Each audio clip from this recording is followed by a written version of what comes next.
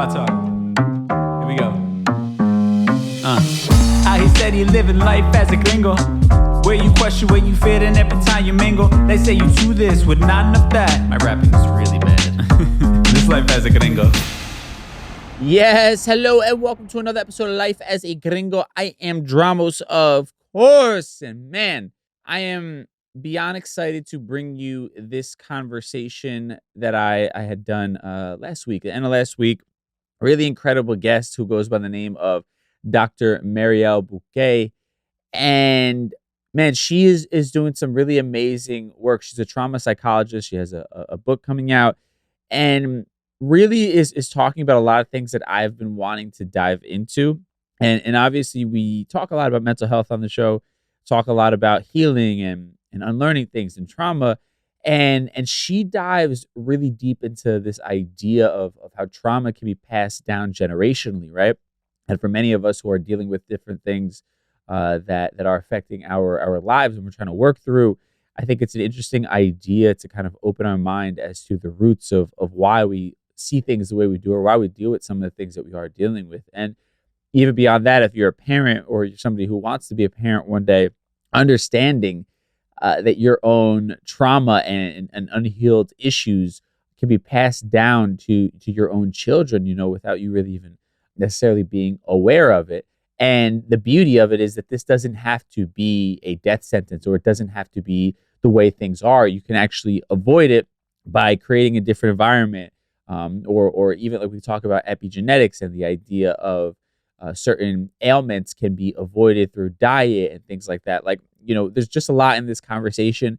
She's also a Latina in a space where there are not many, you know, who look like her. So we got into a really just dope conversation about the science of trauma and healing and all that kind of stuff. And then also just what this podcast is at its core for many of us who feel we live in this otherness, right? And within our own culture.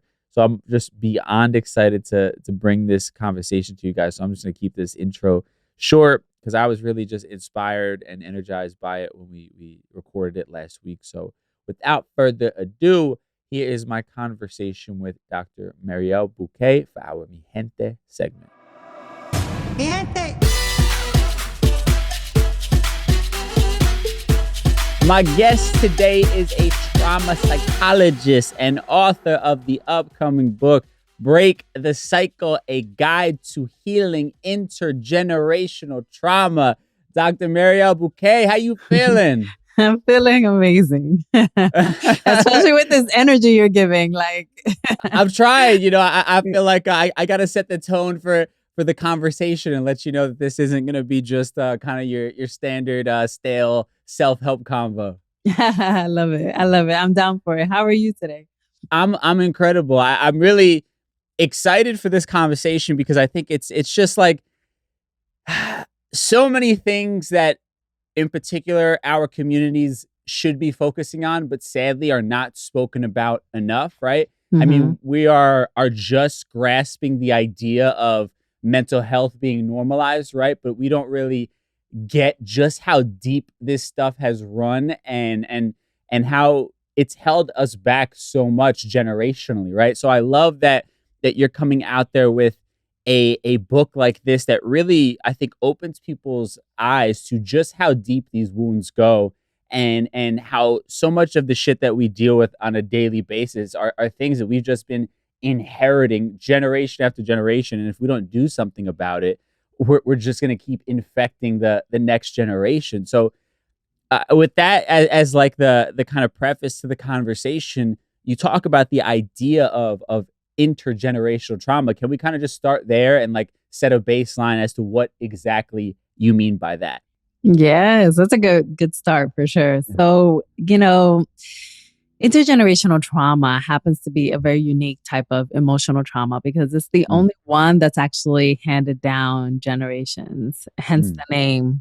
Whereas like your traditional idea of trauma or other traumas that we tend to suffer as humans in this world tend to be just traumas that only happen to one person or one generation, like a PTSD, for example. Post-traumatic stress disorder is considered to be just happening to one person, not happening Yeah. down a family line or down communities. So the ways that intergenerational trauma tends to be transmitted is by two modes of transmission. And the two basically have to happen and intersect in order for us to say, okay, then that's what we're dealing with. And the two are our biology and our psychology. And biologically, we have basically genetically, we pass down a genetic encoding to our children and our children's children that basically say like we're in a stressed body. We've been chronically in a stressed body or chronically in trauma. And the other is our psychology, which is everything that basically just happens after we're born. And the way that, our families maybe like have been in chaos themselves, and the ways that they model stress and coping, and the ways that they themselves can, cause us harm and hurt us in multiple ways. Then we go out into the world, and let's say we enter the school system, and maybe we encounter a bully, and then we have like a heartbreak, and we go out into the world and we realize, oh wow, we're not, seen as the dominant culture, and that means that we're oppressed, and that means that we encounter discrimination or microaggressions or macroaggressions, and the list goes on. And so like all of that then matched with what already genetically feels like an emotional vulnerability makes it so that we then start suffering the traumas in our lifetime. And then what I say typically is like we become cycle keepers, or the generation of trauma continues in us. Yeah, and it's so fascinating. I think there obviously there's a lot of discussion around like, okay, we inherit traits from our parents and things like that, right? That's kind of the easy sort of go-to one. But what I found interesting in some of the things that you talk about was that experiences of our ancestors, right, deeper than just our immediate caregivers, but talking about the experience of systemic oppression, And you're talking about things that have been passed down for hundreds of years almost, right? And I'm kind of curious for clarity's sort of sake, are you sort of saying that, generationally your great grandfather, some sort of trauma they experienced could be passed down to you here in the present world?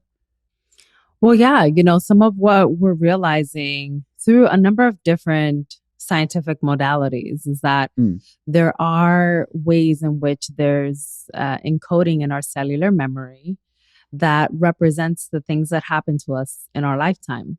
And that genetic encoding or that cellular memory then gets translated forward upon, conception, basically. So when people make a baby. So whatever their genetics registered were the basic norm of their lives. So if their lives were marked by trauma or marked by stress, then that cellular memory is going to get translated forward, which means that now the baby that is now, in the womb and is forming under specific messages and genetics and cellular memory that all translate into the world doesn't feel safe, or there's stress all around me, or, I need to feel my emotions in a very big way. And so all of that becomes a part of the biology of intergenerational trauma. Wow. So for clarity's sake, obviously we know about things can affect the way you see the world. Let's say, for example, the relationship your parents had together could affect your romantic relationships moving forward, right? The way you look at potential partners and things like that, right? And that's sort of a behavior type of thing. But you're saying that trauma can actually even genetically change our makeup to a degree? Yeah. So, there's a field called epigenetics that's helping us to understand the ways in which our genes basically turn on or off in reference to our environment. What that means is that if our environment is highly stressful and we're constantly in a barrage of stress that's coming from different areas, or if we're constantly under stress because we're in a trauma response because we experienced a really traumatizing event, then our genes are basically saying, I gotta basically turn on or off depending on how stressful my environment is. That genetic encoding or that epigenetic, it's called transmutation, right? Like that gets programmed in the person, and then it gets also programmed in their children is what we're having to understand, around some of these epigenetic markers of trauma. And a lot of the initial understandings that we have about the epigenetic transmissions, or like the ways that trauma gets translated forward, did come from people that suffered very, very high levels of terror and adversity and trauma. Initially, the studies that were conducted on the children of Holocaust survivors, so descendants of Holocaust survivors. So understanding the Holocaust survivors themselves underwent a really gruesome experience that was profoundly traumatic. It was understood that, yes, these individuals were likely to have some version of trauma or trauma symptoms that they were going to be expressing. But what we found was really remarkable, and what wound up being a new finding, is that not just they were experiencing these kinds of experiences, but that their children were also. And the ways that we were able to qualify that was through the biology, because what was tested in essence were the cortisol levels of individuals that were the children of Holocaust survivors.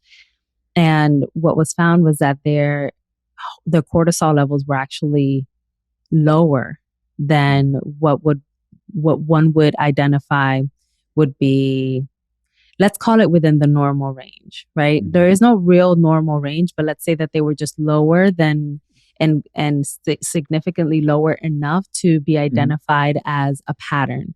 What that means when people have, what we're understanding is like a connection between low cortisol levels, is that most people that have these low cortisol level ranges tend to be more susceptible to post-traumatic stress disorder, or are already living in that trauma symptom. Wow, that's so. It's wild to kind of think about it from this really macro kind of scale, as far as the effect all of these horrific events that have happened throughout the course of history have had even on the current generations. And I think that's sort of why it's infuriating when people use phrases like, well, people just need to pull themselves up by the bootstraps, right? And exactly. And make it seem as if because things like segregation don't exist anymore, or slavery, or that, we have diversity practices in place at certain areas, that means that we now have this even playing field, and there's no more room for sort of complaining, even though it's obviously not the right word. And this obviously goes against that beyond just the actual systemic oppression that happened in the physical sense, as far as our abilities to do things or not do things in this world. Biologically, it changed us to live in this state of like what you're talking about, where you're susceptible to post-traumatic stress more easily, or you are living with. And that's kind of what you're kind of getting at as well with, I think, the idea of the book and that statement that I was reading. Yeah, absolutely. I mean, like, if we're able to assign some sort of a personality trait or a lack of coping to one individual, right? Then we can turn away from holding systems accountable for perpetuating trauma.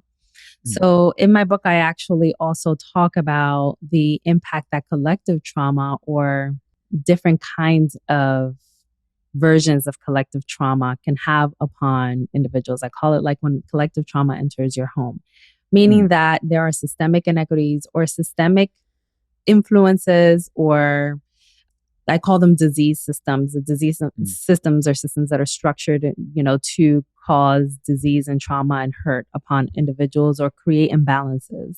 And we have many of those in the US and throughout the world, right? But that these systems basically are also the systems that we need to address in order to address intergenerational trauma, because these systems continue the perpetuations of these traumas and make it so that we continue to filter these traumas through our families, through our communities, right? And through society, because they're not being contested at the systemic level. So it's important to address both the individual elements of how trauma makes its way down our family line, but it's equally important to also address the ways in which, from a systemic perspective, we have these structures that are continuing to perpetuate harm.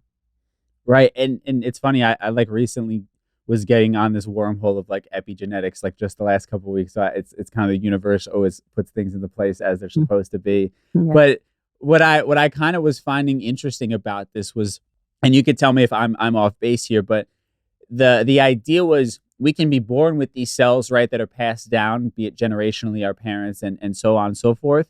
But that doesn't necessarily mean that they're going to be activated, right, unless there's like the sort of perfect storm of a situation, right? So it's kind of like what you were talking about, where you have people who, their ancestry and just systemically have been oppressed and traumatized, and then they are born and they have an opportunity to not sort of be the victim of these generations, but the then environment that they're born into, be it over policing, be it racism, be it any of these things, then activates those cells, those trauma cells. Is that kind of what you're speaking about?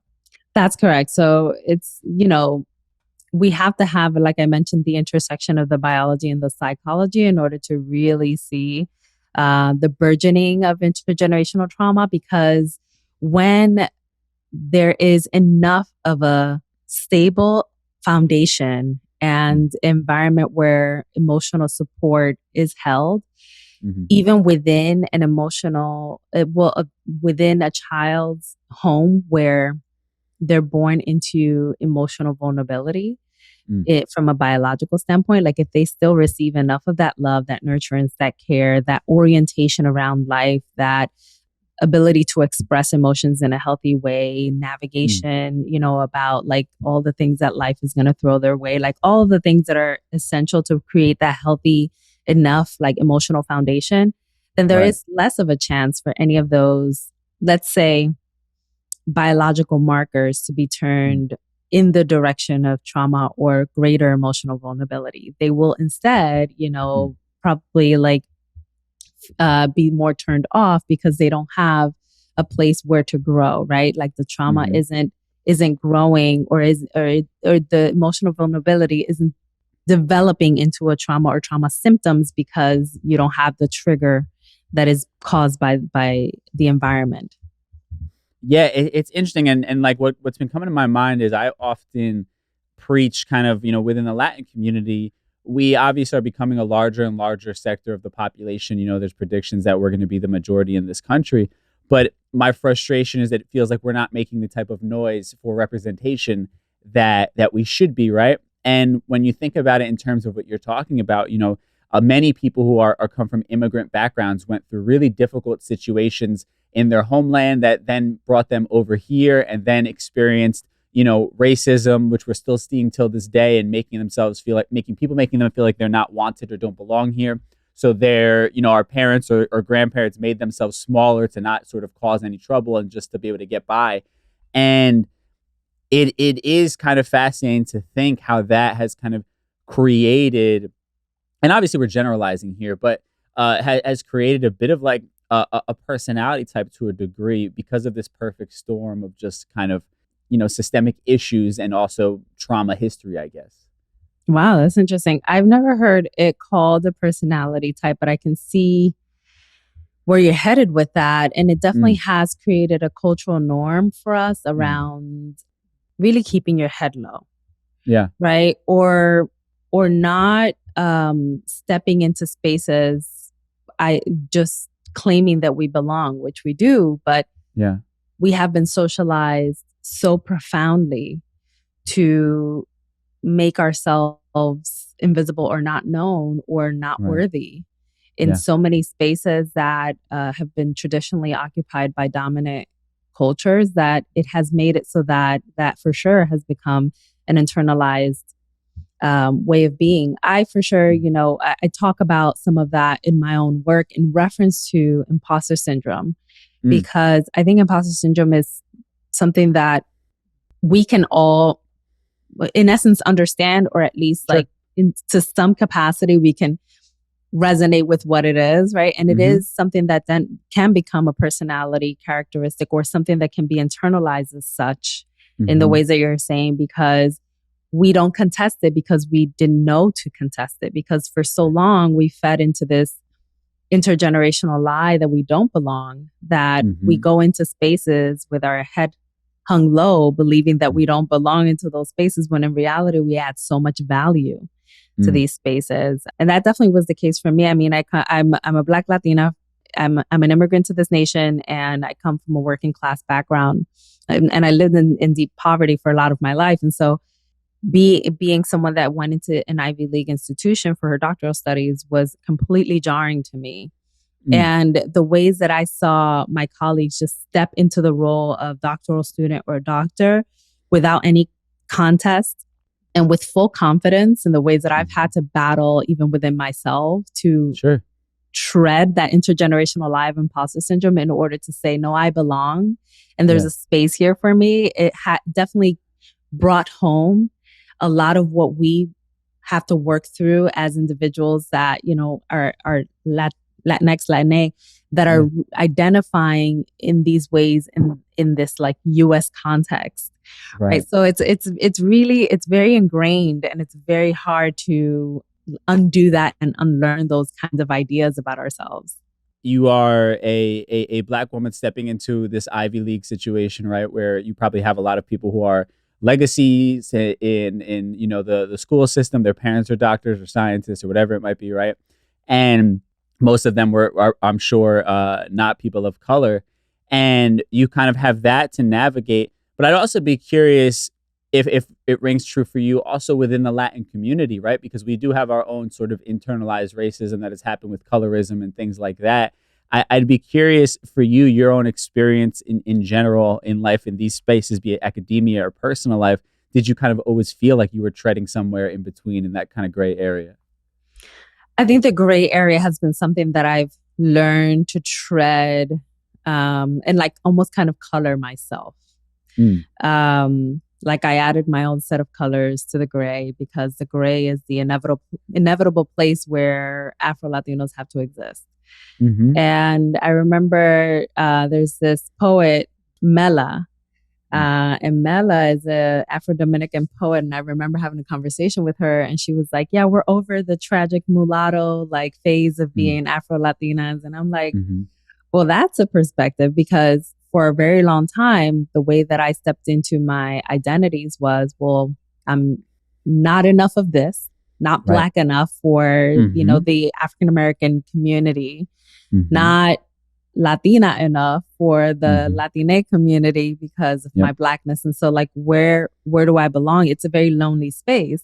And I think that's why the whole Afro-Latinx or Afro-Latina community burgeons with so much potency, because we were hoping to say, we're here, we exist, there's a space for us, right? Like there was a lot of that, because it can feel very rejecting and lonely to operate in this very like in between identities where you're not enough of kind of anything. But the reality is that we are whole, we're human, and we're this and that, not this nor that, right? So I believe that, you know, now I just step wholeheartedly into my Blackness, wholeheartedly into my Latinaness. Like I speak Spanish at home, and my parents, you know, they're not fully fluent in English, right? Like I have the very same experiences as most of us that migrated from other countries.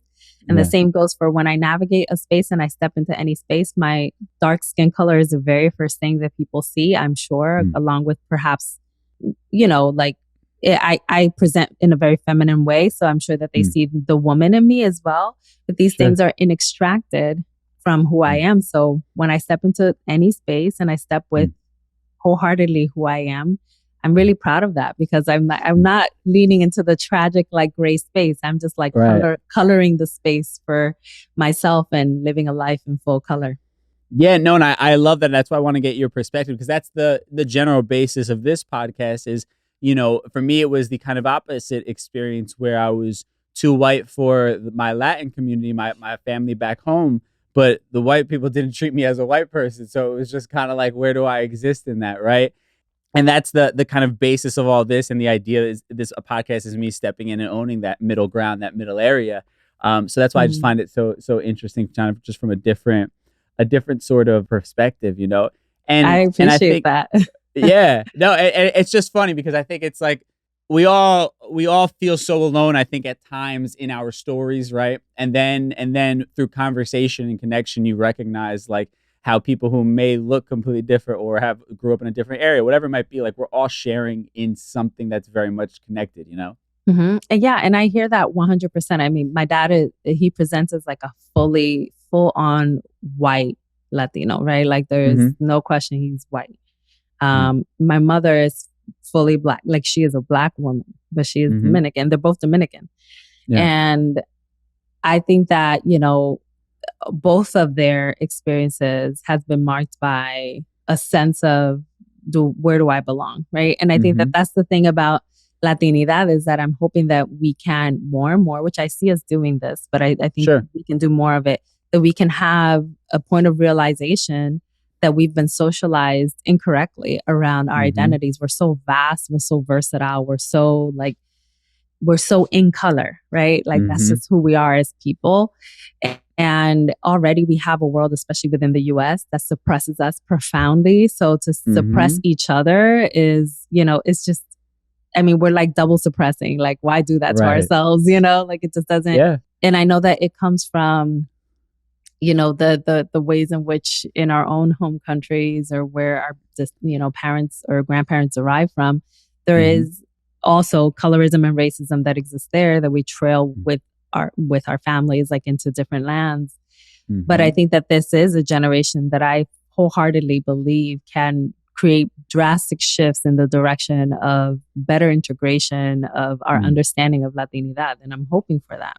Yeah, no, and I agree, and I love the way you put that, and I think that this newer generation, is redefining that because I think traditionally what has happened, and it's kind of why a lot of our culture has been lost, or maybe our voices haven't been as loud, is we sort of, I think historically, many people had a choice to make. Either you assimilate into whiteness or you assimilate into blackness, right?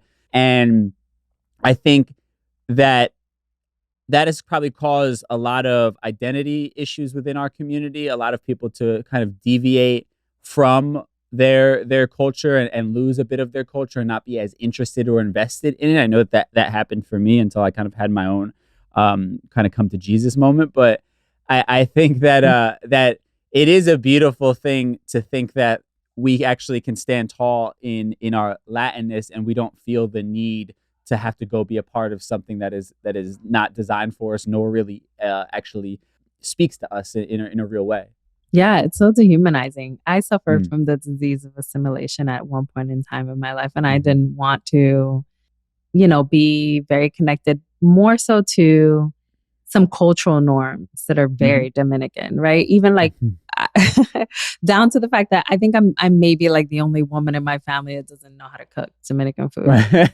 at all. And so Yeah. a part of that is a legacy of some of that, rejecting some of the cultural like qualifiers, right? Mhm. Whereas now I bought this new book that is a Mhm. Dominican cooking, but like Right. I mean, like the way that I am trying to gain back, which is also very traumatizing, trying Sure. to gain back what I have lost because I was trying so hard to feel accepted in a very Mm. unconscious way before my own awakenings Yeah. is, it's hard work. And so, Yeah. and I think that's the case for a lot of us. Some of us, we run into that crossroads in reference to language. Some of us run into that crossroads in reference to rejecting individuals in our own families because they're representative of non-assimilation, right? There's so many variations Mhm. of this. And, the beautiful thing about being human is that you can reclaim. Once you're able to awaken and you're able to understand the forces that were working to keep your mind in a closed capacity, then it Mm. offers you an opportunity to awaken your mind and go in the direction of reintegrating into what feels like home. Yeah. No, that's beautifully said. And I think that's like I love how it doesn't have to be your fate, right? You can redefine yourself at all times. And I think that leads me to the pin I wanted to put on the epigenetic stuff is as scary of an idea as it is about all these things being passed down, biologically at this point. It doesn't also seal your fate, right? That you don't have to live that same fate, right? Given the right environment, those things don't actually have to have any real effect on you. That's kind of what I was getting from some of the things you were saying as well, if I'm not mistaken.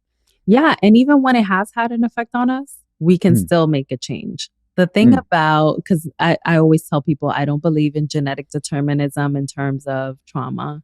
I believe that we have within us, should we have the right tools and the motivation and the will, right, to create the changes and be disruptors and be cycle breakers, that we have the ability to shift the ways that we've been operating for decades, centuries even.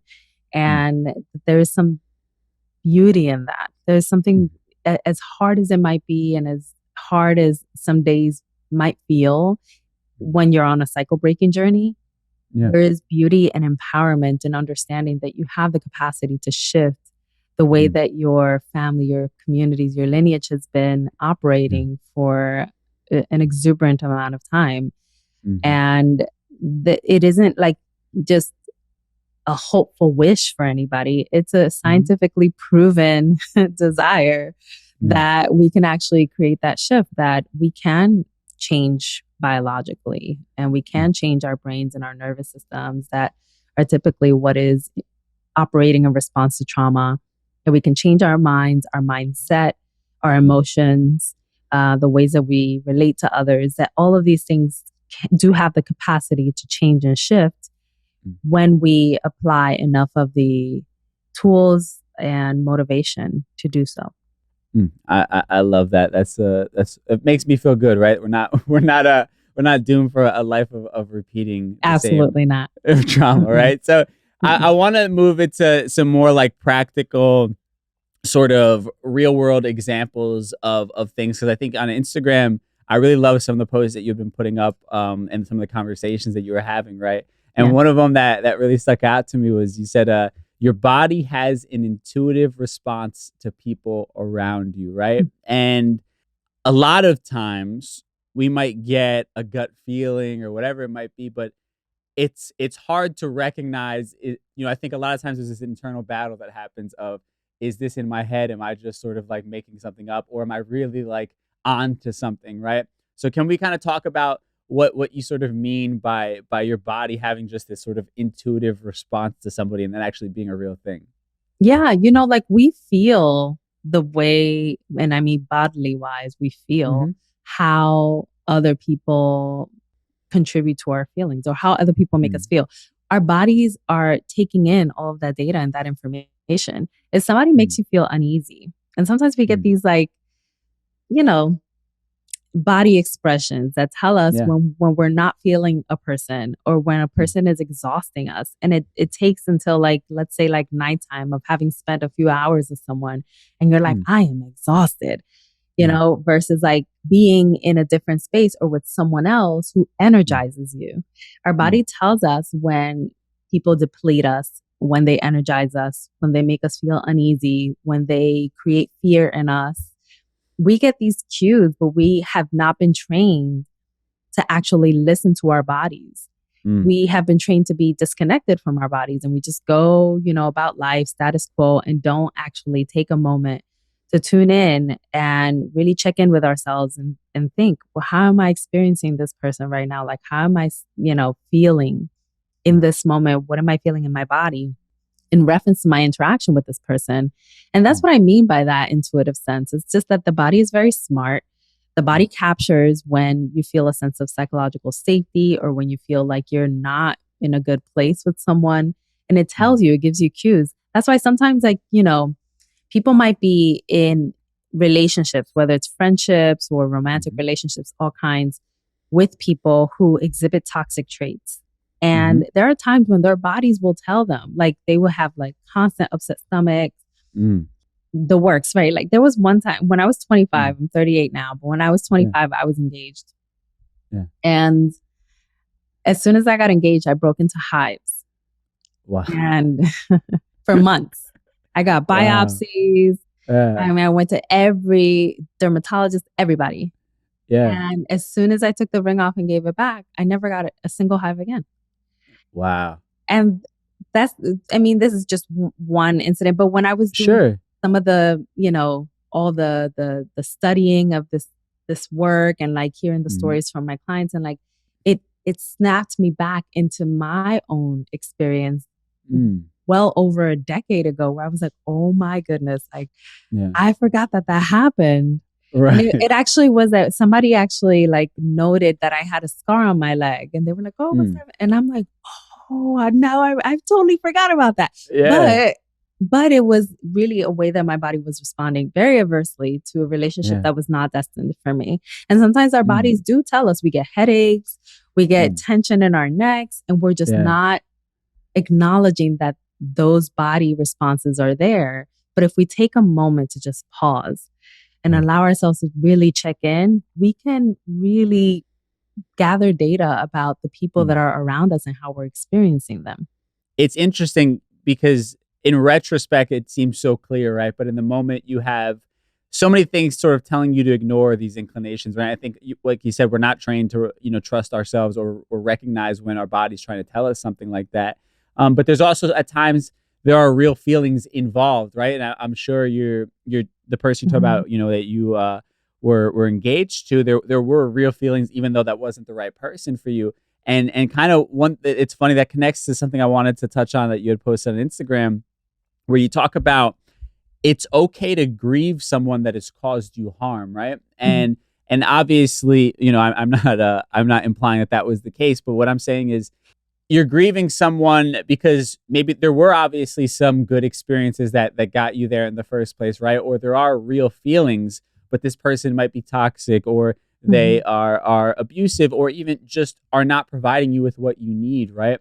And I think a lot of people find it hard to distinguish the fact that you're still going to have feelings for someone who might not be good for you, right? And that doesn't mean that you should stay around them. And also, a lot of people will sort of backslide into an old relationship because they're feeling the feelings of missing that person, right? That's the mourning you're talking about. They Mhm. still have feelings for that person. They might see them on social media with another, person, and it brings up feelings in them. They think, oh, this means I still love that person. I made a mistake, right?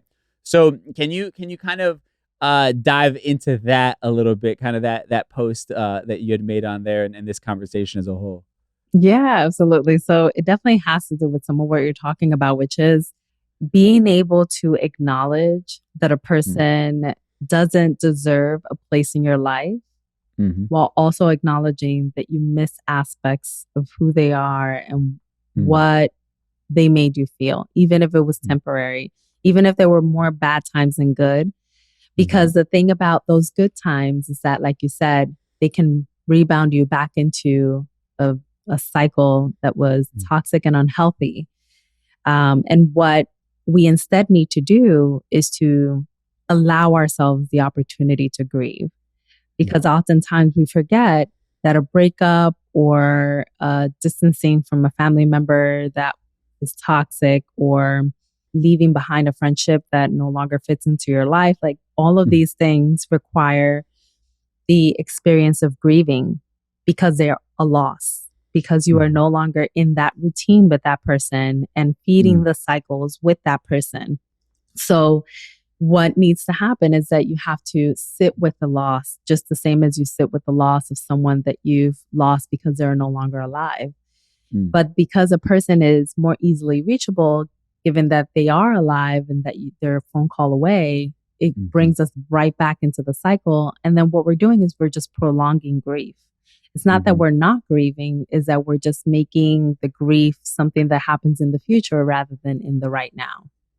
I love that. I think that's such a beautiful kind of practical approach to that. So I've two last things I want to ask you. And I want to kind of get back to a bit of your work and the research that you've been doing, because the idea of epigenetics and kind of diving into these things, some of it is counterintuitive to traditional medicine, right? Like things that we've been taught.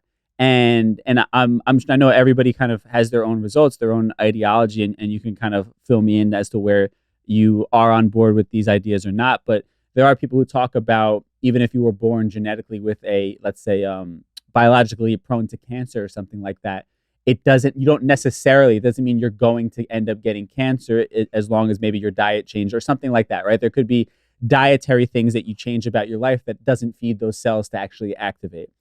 But that goes against modern medicine, right? And then bigger healthcare as a whole, and not to get into conspiracy theories and things like that. But, the hospitals make a lot of money off of things like chemotherapy and having these big cancer treatment centers and all of these different things, right? And your work is kind of pushing against that and saying we don't even actually even need to get there totally, right? So I'm curious, do you get pushback from fellow colleagues, other doctors on your research, but also where do you kind of stand in that conversation when it comes to Western medicine as we know it, and also these new developments that you're learning? Well, I suspect that by the language that you're using, that we stand in a pretty similar place. Sure. When, Yeah. when it comes to, let's call it the health industrial complex, right? Yes, very well said. Let's, just call it what it is. Like, I think the health is a business, right? And the healthcare industry has its complexities and its politics that infiltrate the industry, or the industry was built around them. Chicken and egg, right? And so it makes it so that if we remain diseased, pockets remain flowing. And it's unfortunate that human life, it can be looked at in that way within health systems. And I've been a part of health systems. I've worked as a clinician in a hospital. I was trained only in hospitals. So a lot of my work was situated there. And it's very hard to be a clinician that has an open lens to what is happening and operating in these systems, while also always wanting to serve the community that typically these large corporations tend to occupy land in. It's very complex. It's I think we can have like 10 episodes on that. But the reality is that my training was, I was very fortunate to receive training in was called back then, dating myself, but was called integrated mental health care. Now we call it holistic health or holistic mental health care. And the integration of ancient wisdom that we have discounted and disconnected from, and also indigenous wisdom, meaning like indigenous to the lands that, and to the people that were in lands where they created emergent healing methods and mechanisms that were there in place well before westernized medicine, is a part of what I integrate into my practice, very intentionally so.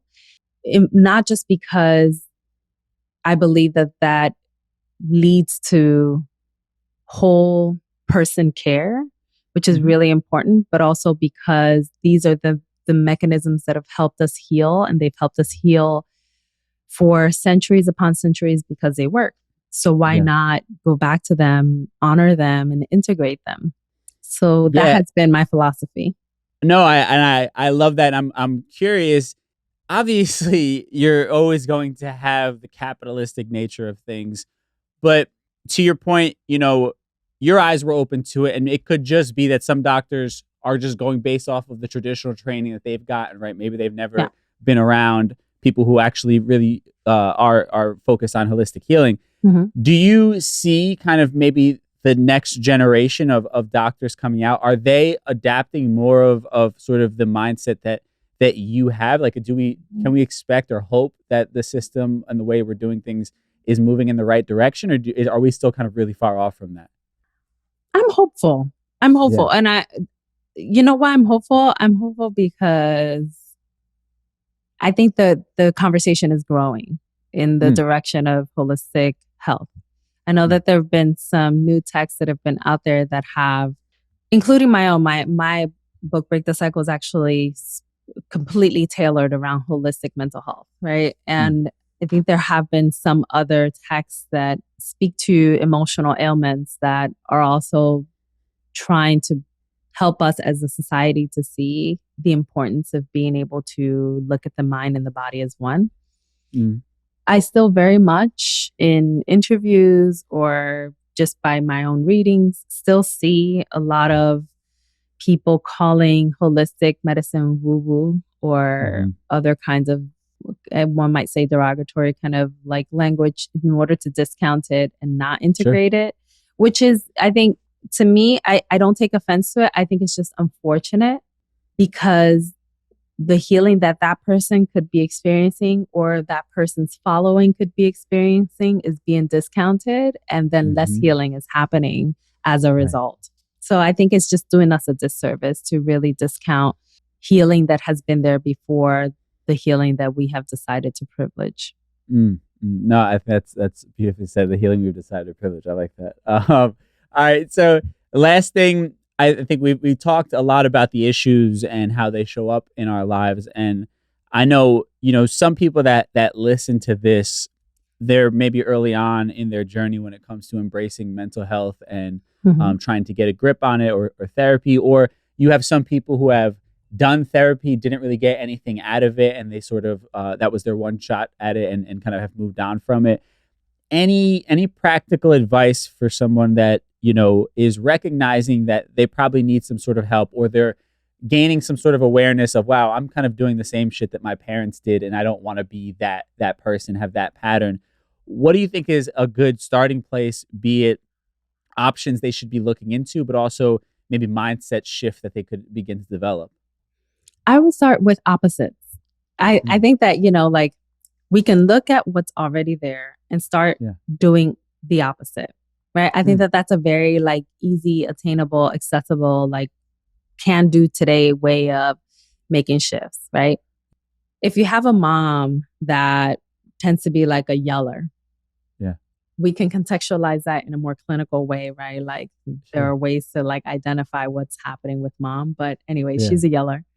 And, your go-to is to yell back because you're like activated. You're like trying to defend yourself.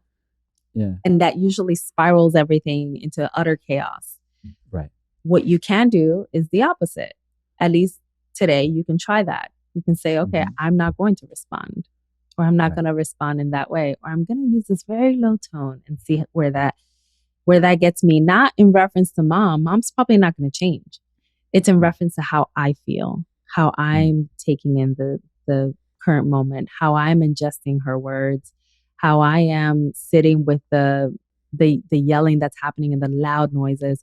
It's how I'm taking care of myself by not feeding the cycle. So a person can literally like just do the opposite of what they're accustomed to doing and just start there. Because I think that sometimes, we think of this, shifting our mental health or disrupting or breaking the cycle of trauma, like all these things, these big things.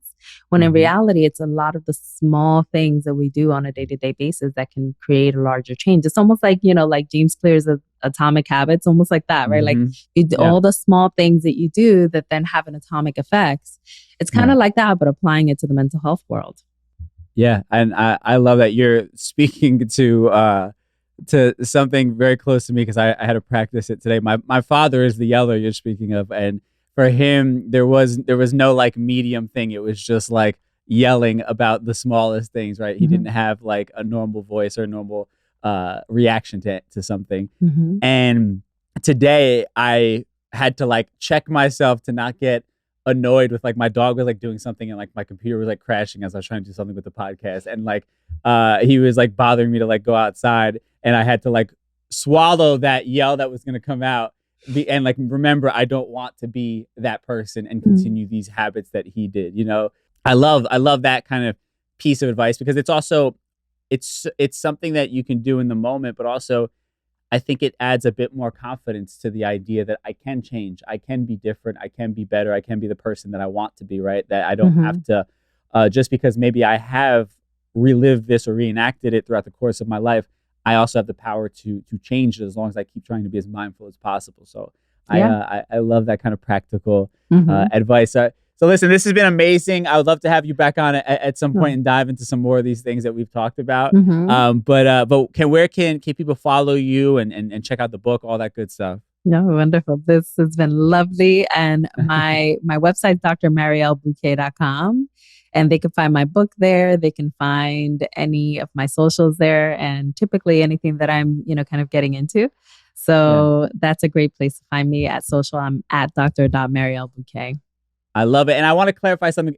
So I had seen the book was available for pre-orders and it was Mhm. coming in January, but you're still in a pre-order phase, correct? I am. I am in pre-order. Yeah, I'm a new author. It's my first book, so I'm getting Yeah. a little bit of a head start with getting the word out there about it. And I'm Sure. also learning along the way how to help community know that there's a book that's, Yeah. No, available.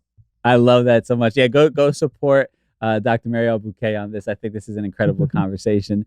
Thank you so much for hopping on the show. It's been a pleasure. It's been so lovely. Thank you for having me.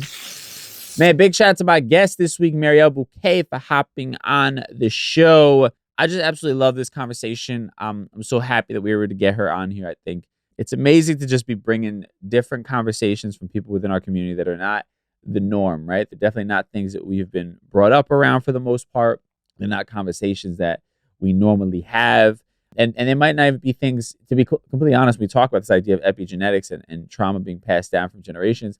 This isn't something you hear about on normal media or in our everyday lives. So I'm always loving bringing these types of different conversations into the fold and learning something myself. And hopefully, everybody listening gets to take something away from it as well. Now, with that said, let's kind of tie everything we talked about today in a neat little bow in a segment we call Conclusion Stew. Time for conclusion stew. All right, man. So we just got into that conversation, right? And I think for me, it opens my eyes to so many different things. I had been kind of going down this road of epigenetics. I had watched this documentary. It's called something Zeitgeist. It's on Amazon Prime, but it's a long documentary. It's like 3 hours. But one of the things they covered, because it's essentially this documentary about how society is really just like doing it wrong. Essentially, like we as human beings are creating these norms that are really detrimental to our livelihood, right? And one of the things they talked about was the medical industry and how much money it profits off of us and our ailments, and how, without getting conspiracy theory ish, how motivated are they to solve human ailments when it's such a profitable business, right?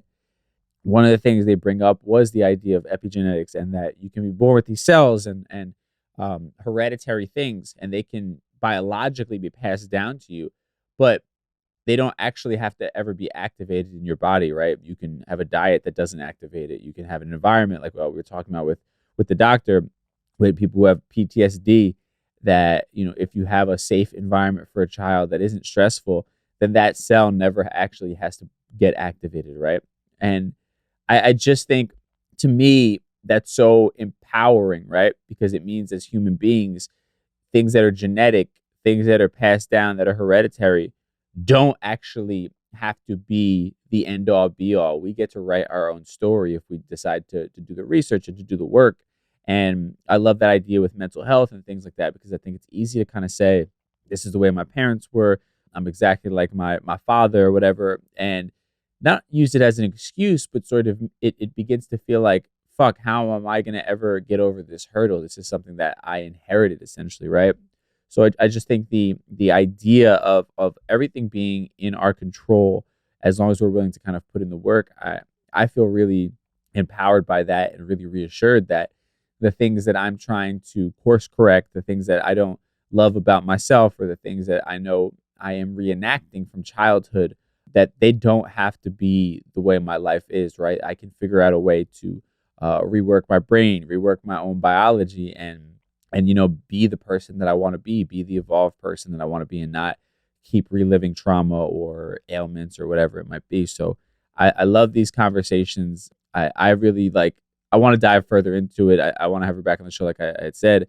I want to definitely have, there's somebody else that I met that deals in the world of epigenetics, so I want to dive into that even deeper. I just think this is a really interesting conversation. I know a lot of people listening to this podcast have talked about how they, feel like they've picked up different traits from their parents, be it same anger issues or whatever it might be, right? I just like reiterating, like, this doesn't have to be your life, and I'm not, above that either. Like, I've made it a really strong goal of mine to not reenact certain traits that I've picked up from my father, and I fall short sometimes, but I appreciate and understand the fact that I've made progress, and as long as I'm taking the power in my hands and doing the work, like, I'm going to eventually get better and better and better, and change the generational curse that would have been passed down otherwise, when I have kids, and then they're not going to have the same level of experience that I did, of my father having a lot of unhealed things that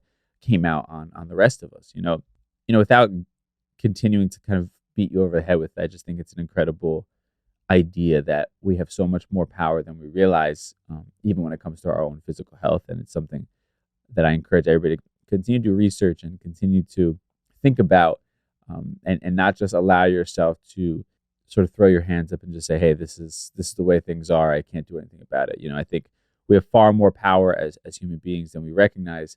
We just kind of have to take it into our own hands and do the work at the end of the day.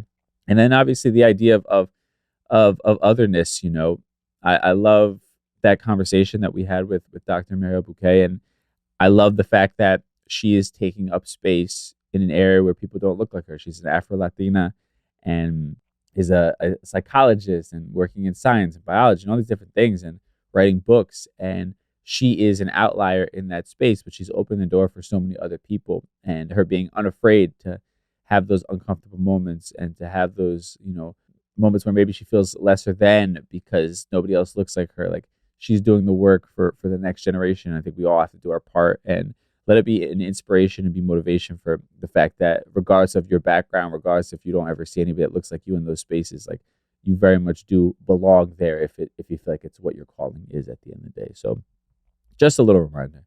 Now, with that said, thank y'all so much for tuning into today's show. I'm really excited for this next month. I'm going to kind of just be focusing in on the methodology that I've been developing over this last year. We've been talking about the Just Be Social Club, and we just closed out that group. I'm really excited for the new group that we have coming in that we're launching. And one of the things that we've kind of dialed in on is sort of my idea for like conscious living is what I'm calling it, right? But it's like really the idea of like that free life that we're all looking for. It starts with conscious living. And within that, there are 4 pillars that I've sort of recognized have helped me design the life that I'm living right now. And I want to begin to share those things with everybody here on the show. And it's going to kind of be the methodology for the Just Be Social Club moving forward. And I want to kind of give you insight into my brain and how I've set up my life. And we're going to kind of use all of August, with the exception of today, to go through those 4 pillars of conscious living. They are awareness, they are money healing, they are community, and they are long-term vision. And those are kind of the 4 things that really help me turn my life around and really help me get to a place where I'm actually feeling like I'm in control of my life and I'm living it the way that I see fit. So I'm going to do an episode on each one of those for all of August to kind of really just give you a bit deeper of an insight into the way that my mind thinks and how I've begun to kind of set up my life in a way that makes me truly happy. So I'm excited to begin to bring you guys that. With that said, we'll have our Thursday Trends episode, of course. Until then, stay safe, and I will talk to you soon. Peace.